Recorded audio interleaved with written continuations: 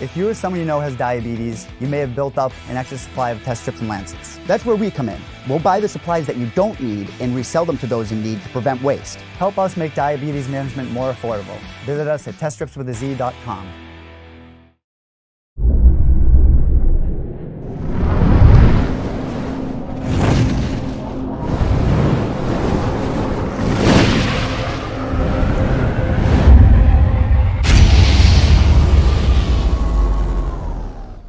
All right, everybody, joining me right now makes his LFA debut on Friday night at LFA 59. Of course, he did compete for Legacy Fighting back a few years ago, but for the first time since the merger anyways. He's going to face Steven Newell in the co-main event live in Phoenix, Arizona. It will air exclusively on Access TV. Jared Gooden, the Nite Train himself, is here on the program. How are you, sir?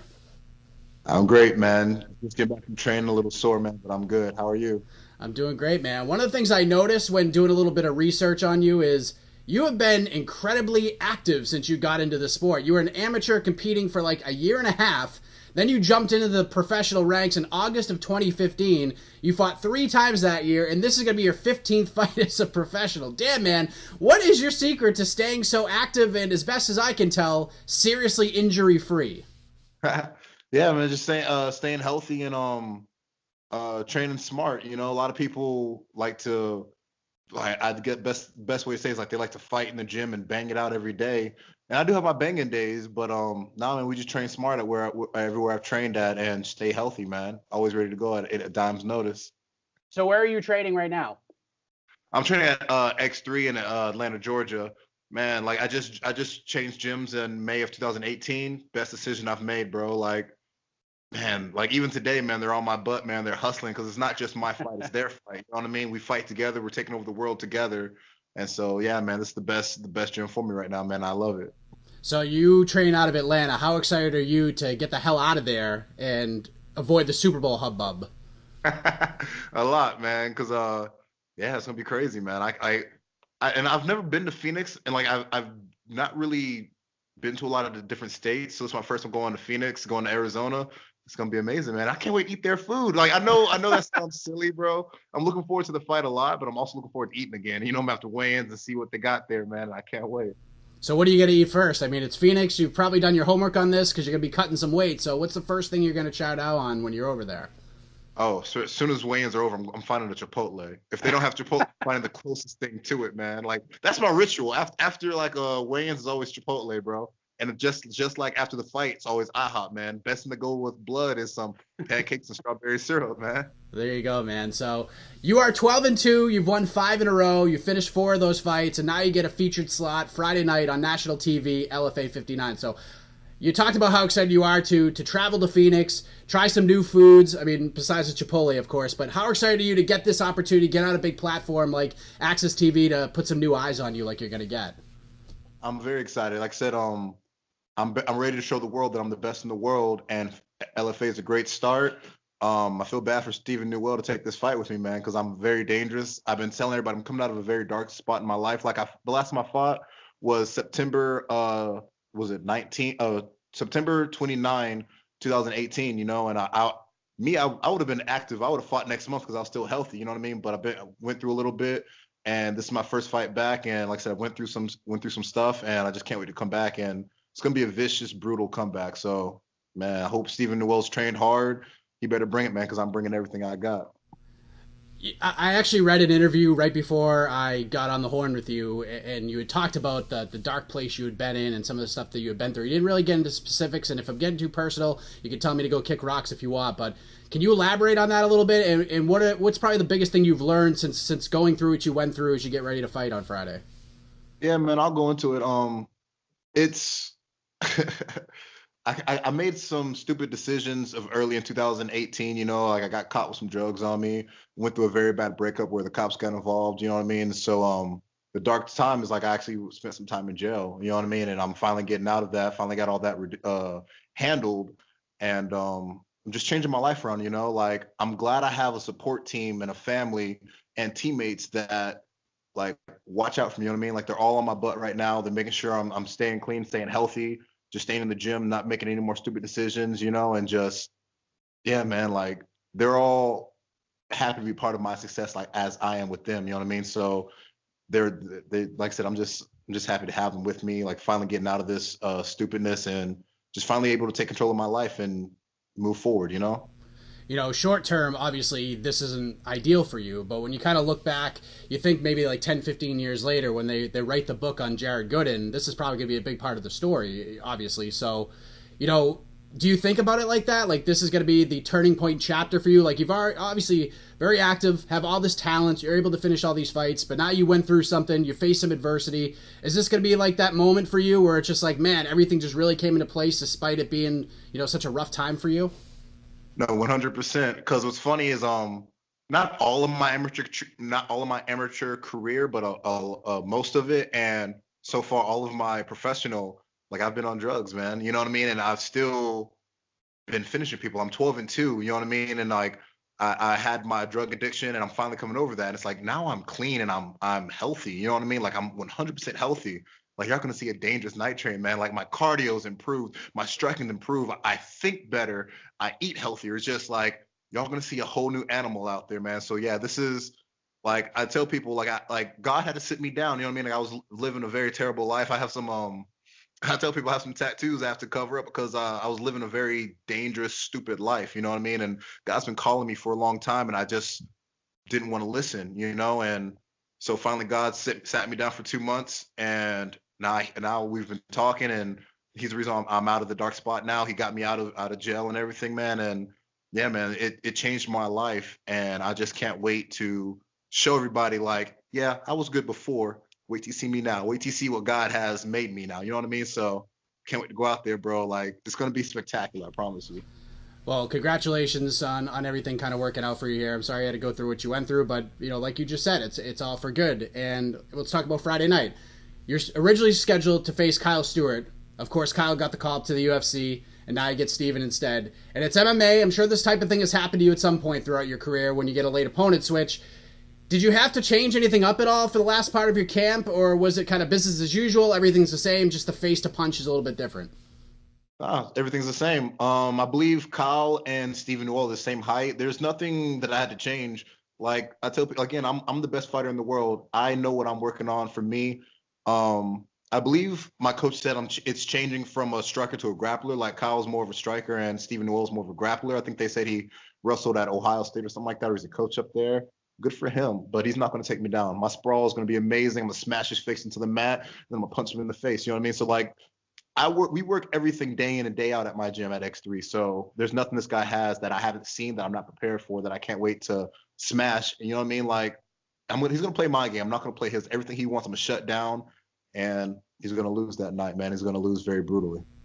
Well, it would be his first loss of his career. He's 9-0, and from what I saw, he's trained with the likes of Darren Till, Junior Albini. But from my homework, it seems like, you know, you being as active as you are, you thought fighting September of 2018 was a long time till now. He hasn't fought, at least from what I've seen, since 2016, the summer of 2016. Maybe the result pages haven't been updated. I mean, you know how that could go. But when Steven was the name presented to you, like, did you know anything about him at all? Have you been able to take a look at him at all? My coaches have. I don't look up opponents because like if people look me up, if you see my first pro fight to where I am now, I'm a different animal. You know what I mean? Like I evolve. That's what MMA is. You either evolve or you die.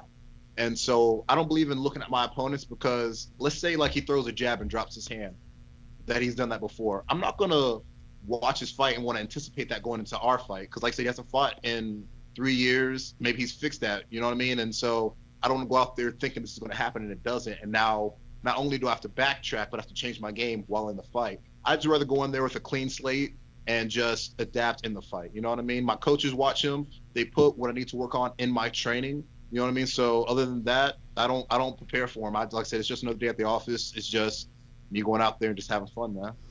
And your mind's all clear now, so now you'll be able to see these moves like 2-3 seconds even sooner than you did before. So this is a good start for you, isn't it?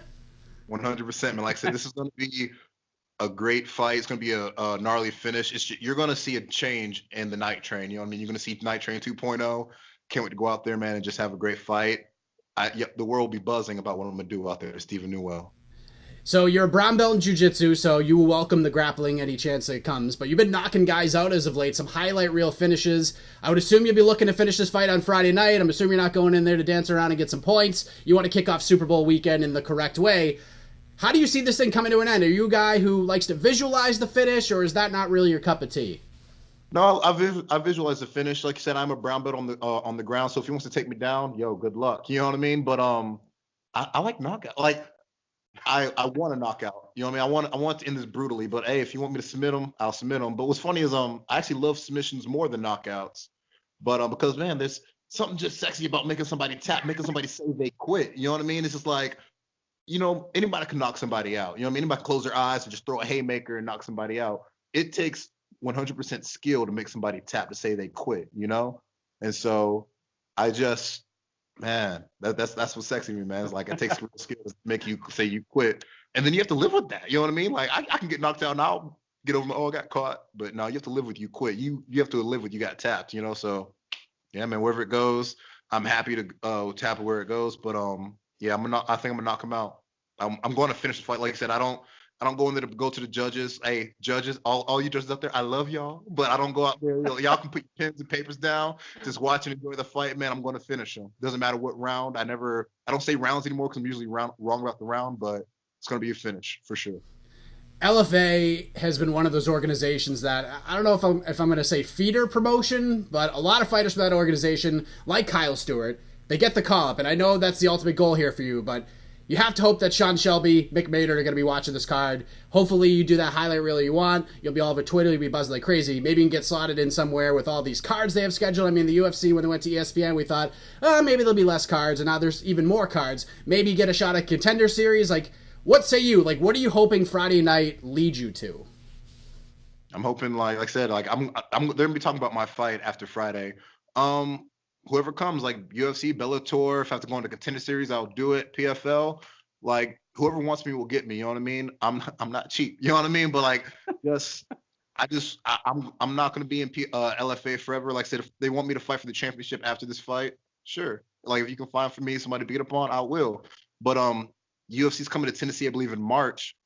Like I said, go ahead and call me up, man. Like I said, they screwed me out of Kyle Stewart. Like that was gonna be a banger. I'll tell you that, man. Like I respect Kyle Stewart.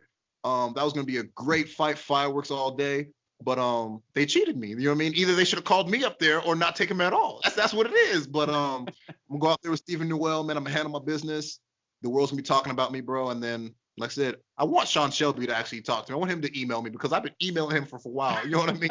Just, hey, I'm here, good Nite Train. You want me on UFC? And he hasn't said shit. Yeah, he just says the usual thank you, keep you in consideration. You know what I mean? Just the copy and paste bullshit. You know what I mean? Like, I want you talking. I want you to come for me, bro. Like, come ask me yourself. You know what I mean?